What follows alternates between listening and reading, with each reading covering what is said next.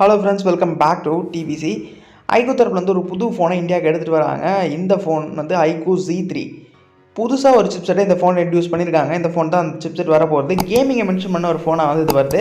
அது மட்டும் இல்லாமல் இது ஒரு 5G ஃபோனாகவும் இங்கே எடுத்துகிட்டு வராங்க.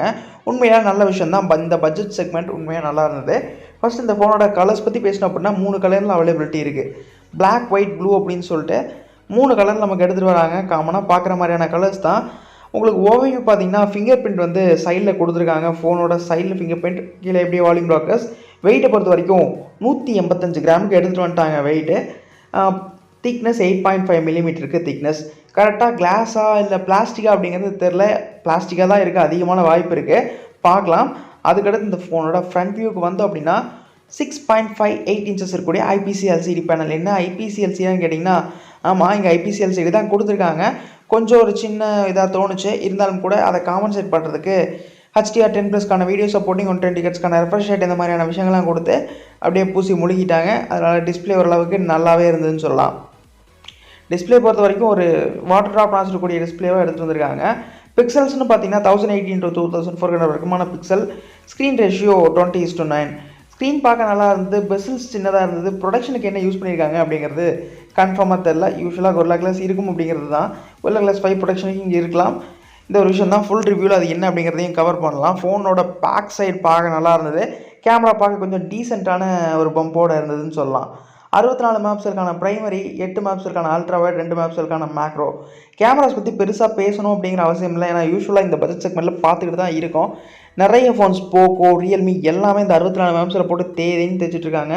OnePlusல கூட கூடிய சீக்கிரம் ஒரு ஃபோன் வரப்போகுது. ஏற்கனவே நம்ம ரிவ்யூ பண்ணியிருக்கோம் அதோட ஸ்பெசிஃபிகேஷன்ஸை. பார்க்கல அப்படின்னா சேனலை சப்ஸ்கிரைப் பண்ணி வச்சுட்டு பார்த்துக்கோங்க. ஃபோனோட ப்ராசர் முன்னாடியே சொன்ன ஒரு புது ப்ராசர் இந்தியாவுக்கு எடுத்துகிட்டு வந்திருக்காங்கன்னு. ஸ்னாப்ட்ராகனோட 768. இது ஒரு 5G சிப்செட் 7 நானோமீட்டரில் பில்ட் பண்ணுது. 750Gயை விட இது இன்னுமே கொஞ்சம் பெட்டரான பர்ஃபார்மன்ஸ் உங்களுக்கு கொடுக்கும். கேமை மென்ஷன் பண்ணுங்க போதில் இன்னுமே கொஞ்சம் அதிகமான விஷயங்களை இந்த ப்ராசரில் எதிர்பார்க்கலாம். நல்லாவே இருக்கும் அப்படிங்கிறத எதிர்பார்க்கலாம். ஃபஸ்ட் டைம் வந்துருக்கு அப்படிங்கிறனால வேறு எந்த ஃபோன்ஸையும் வச்சு பேச முடியல. Android 11 ஆரஞ்சு OSல IQOO 1.0 இப்படிங்கிற OSோடு எடுத்துகிட்டு வராங்க.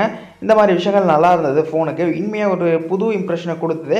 4400 mAhக்கான பேட்டரி, அதை சார்ஜ் பண்ணுறதுக்கு 55 வாட்ஸ்க்கான ஃபாஸ்ட் சார்ஜிங் சப்போர்ட் இருக்குது. பேட்ரி வந்து சின்னதாக தான் இருக்குது, ஆனால் வெயிட்டு கொஞ்சம் 185 கிராம் வரைக்கும் வெயிட்டு போயிருக்கு. 55 வாட்ஸ்க்கான ஃபாஸ்ட் சார்ஜிங் சப்போர்ட் ஒரு நல்ல விஷயம். வேரியன்ட்ஸ்னு பொறுத்த வரைக்கும் 6GB 8GBன்னு 2 வேரியன்ட் இருக்குது. ஸ்டோரேஜ் 128 256GBன்னு சொல்லிட்டு அதுலேயும் 2 இருக்குது. UFS 2.2 ஸ்டோரேஜோடு இங்கே எடுத்துகிட்டு வந்திருக்காங்க. ஓவராலாக பார்க்கும்போது ஸ்பெக்ஸு தாறுமாறாக இருந்தது. ஒரு நல்ல ப்ராசர் இங்கே இப்போ இந்தியாவுக்கு புதுசாக எடுத்துகிட்டு வராங்க. இங்கே ப்ரைஸிங்னு பார்க்கும்போது யூரோஸில் பார்த்திங்க அப்படின்னா ஒரு 220 யூரோஸ்க்கு இந்த ஃபோன் எடுத்துகிட்டு வந்திருக்காங்க. அப்படியே இந்தியன் ப்ரைஸ்க்கு கன்வெர்ட் பண்ணிங்கன்னா ஒரு 19,000 சம்திங் எவ்வளோ வருங்க. கிட்டத்தட்ட ஒரு 20,000 ரூபாய்க்கு இந்த ஃபோன் எடுத்துகிட்டு வருவாங்க அப்படின்னு எதிர்பார்க்குறேன். இந்த அளவுக்கான ஒரு விஷயங்களோட இந்த ஃபோன் வந்ததுன்னா உண்மையிலே மார்க்கெட்டில் செம்ம ஒரு காம்படிட்டிவான மொபைல். இப்போ தான் போக்கோ F3 வந்திருக்கு. அது மட்டும் இல்லாமல் ரியல்மியில் நம்ம மேக்ஸ் X7 மேக்ஸ் இந்த 2 ஃபோன்ஸ் வந்துருக்கு. இதுக்கு ஒரு நல்ல காம்படிட்டிவ் ஃபோனாக அது இருக்கும் அப்படிங்கிறத எதிர்பார்க்குறேன். கூடிய சீக்கிரத்தில் கம்பேரிசனும் போடுவோம். அதெல்லாம் பார்க்கணுன்னா சேனலை சப்ஸ்கிரைப் பண்ணி வச்சுக்கோங்க. இந்த பட்ஜெட் செக்மெண்ட்டில் ஒரு ஃபோன் இது செம்மையாக இருக்குது. டிசைன் வாய்ஸ்லையும் சரி, பார்க்க டீசெண்டான லுக்கில் ஃபோன் நல்லா இருந்தது. பார்க்கலாம். இது வந்ததுக்கப்புறம் அதோட ஃபுல் ரிவ்யூ பார்க்கலாம். இந்த வீடியோ பிடிச்சிருந்ததுன்னா மறக்காமல் ஒரு லைக் கொடுத்துருங்க. சேனலை மறக்காமல் சப்ஸ்கிரைப் பண்ணிக்கோங்க. அடுத்த வீடியோவில் சந்திப்போம்.